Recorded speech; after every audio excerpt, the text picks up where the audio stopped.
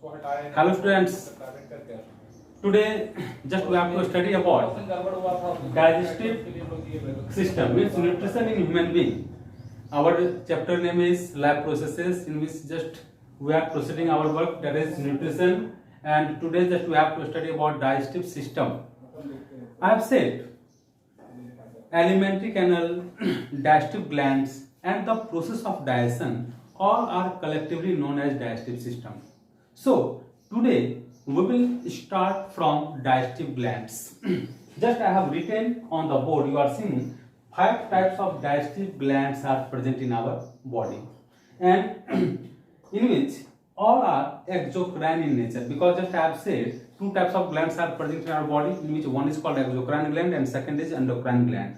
Those glands which release enzymes are called exocrine gland. Since in the process of digestion enzymes are required, so just here we have to study about exocrine glands which are present in our body. So first of all, today we will start from salivary gland. So salivary gland, gastric gland, liver, pancreas and Brunner's gland. These are the different types of different types of digestive glands which are present in our body. So just we will start salivary gland. You know, in our buccal cavity, 3 pairs of salivary glands are present, in which one is called parotid salivary gland. Second is called sublingual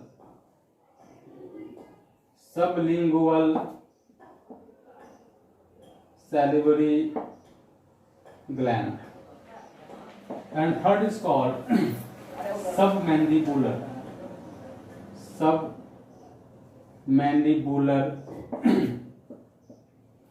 salivary gland. So we are seeing here parotid salivary gland, sublingual salivary gland and submandibular salivary gland are the 3 types of salivary glands which are present in our buccal cavity. These salivary glands release a special type of watery secretion that is called saliva, having 3 things, in which one is called water, second is called mucin and third is called tannin.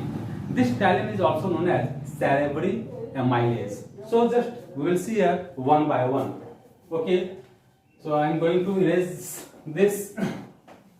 First of all, just we will write here salivary gland, and I have said 3 pairs of salivary glands are present in our buccal cavity which release a special type of water secretion that is called saliva, having 3 things, in which one is called water, second is called mucin, amylase, and third is called tannin.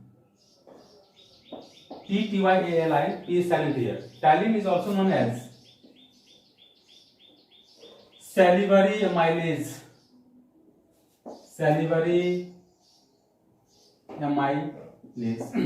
Just we'll see what are the function of these substances which are present in saliva. First, just we'll take water. Water gives moisture to the food substance. Mucin makes the food sticky. Third, tannin.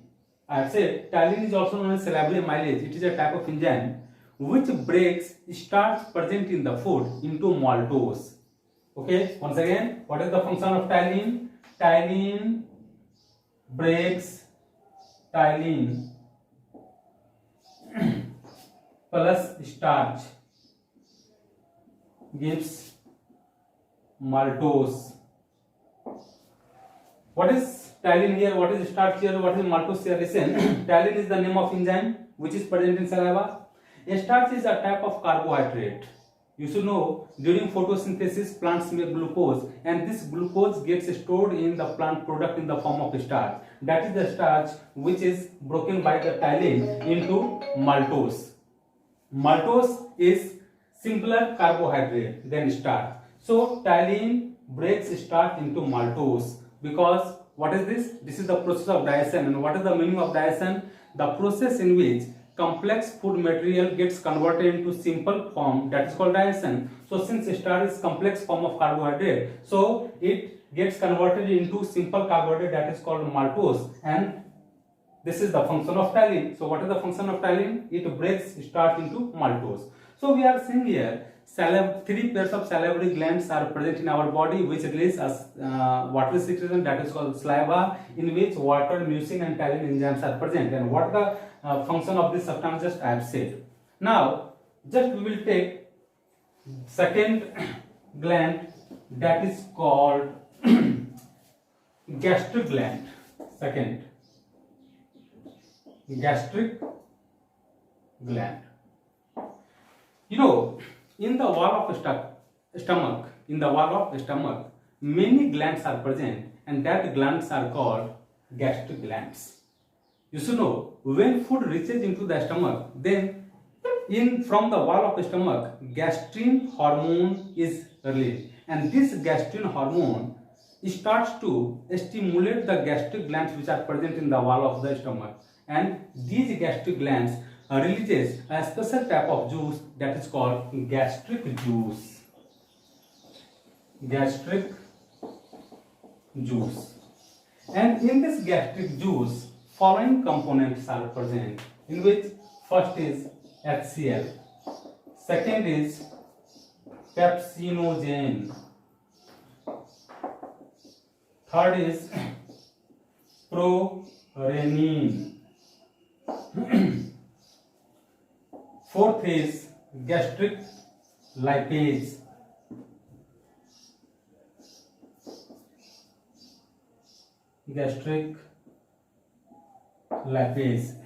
and fifth is mucus. So these are the components of gastric juice. Once again, just I am going to say, in gastric juice, HCl, pepsinogen, prorenin, gastric lipase and mucus are present. Now just we will discuss about their function. First of all, just we will take the example of HCl, hydrochloric acid. What is the function of hydrochloric acid? Listen, it helps in making the medium of food acidic.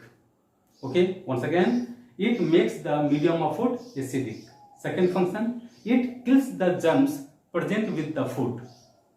Third, it converts inactive pepsinogen into active pepsin. You are seeing that I have written pepsinogen. This pepsinogen is present in inactive form in our gastric juice. So this hydrochloric acid converts that inactive pepsinogen into active pepsin. Similarly, prorenin, which is present in our gastric juice, is also the inactive form. So hydrochloric acid converts this inactive prorenin into active renin, and after that it helps in the digestion of food. So these are the function of hydrochloric acid. Once again, just I am going to say, it makes the medium of food acidic. Second, it kills the germ particles present with the food. Third, it converts inactive pepsinogen into active pepsin. Fourth, it converts inactive prorenin into active renin. And fifth, it helps in the digestion of the food. So these are the function of hydrochloric acid. Now just we'll take pepsinogen. You just have said pepsinogen now gets converted into pepsin by the action of hydrochloric acid. So that we'll see what is the function of pepsin, because pepsin is the active form of inactive pepsinogen. So what is the function of pepsinogen? Pepsinogen is a type of enzyme which helps in the digestion of protein. So we can say pepsin breaks protein into peptones and proteoses. Just I am going to write here pepsin, which is the activate form of pepsinogen plus protein. So this pepsin breaks protein into peptones plus proteoses. Okay, you are seeing here what is the function of pepsin. Pepsin breaks protein into peptones and proteases. This is the function of pepsin. Now just we will see about prorenin. You know, hydrochloric acid breaks means convert inactive prorenin into active renin. So just we have to see about the function of renin. What is the function of renin? Renin converts milk protein casein into casinogen. Okay, so just we will write here renin plus casinogen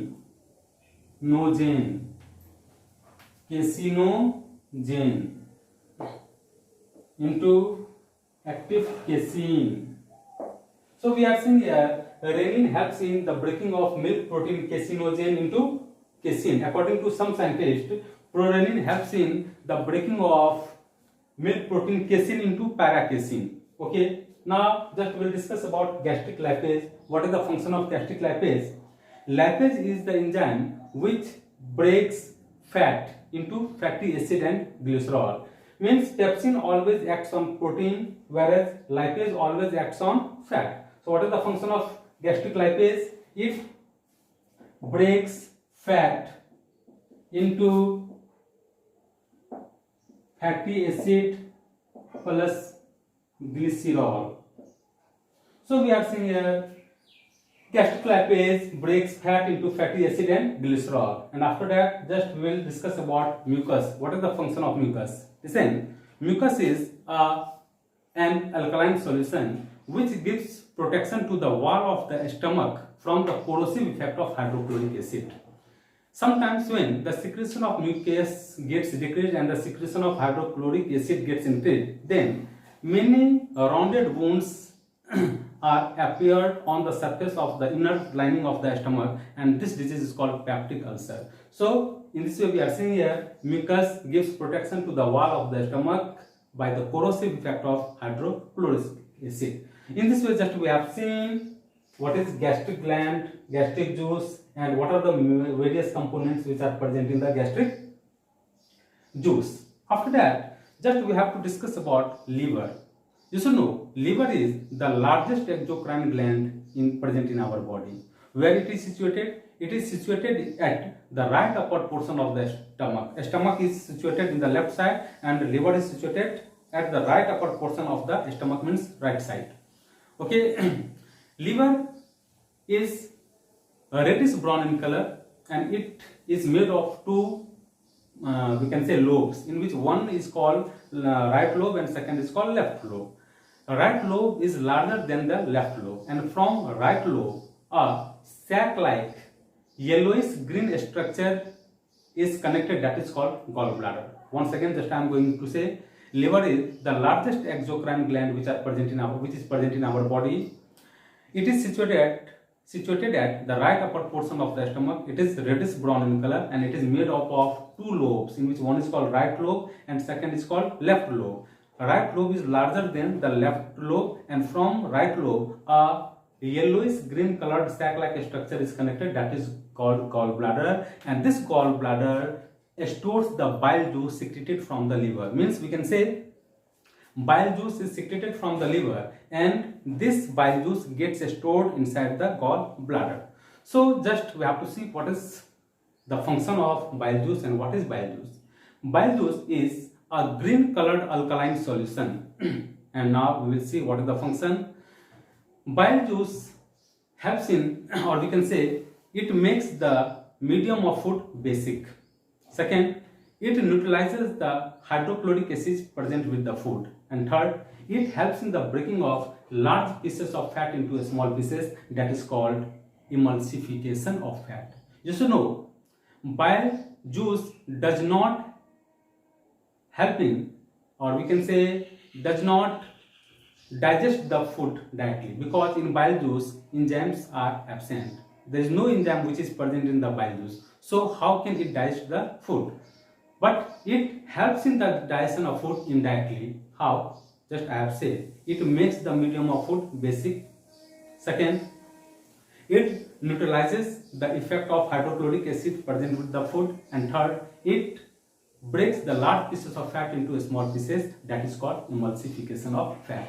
So in this way, just we have seen what are the function of different types of glands. Now we have two more glands, in which one is called pancreas and second is called Brunner's gland. But for today it is enough. In our next class we will discuss about them.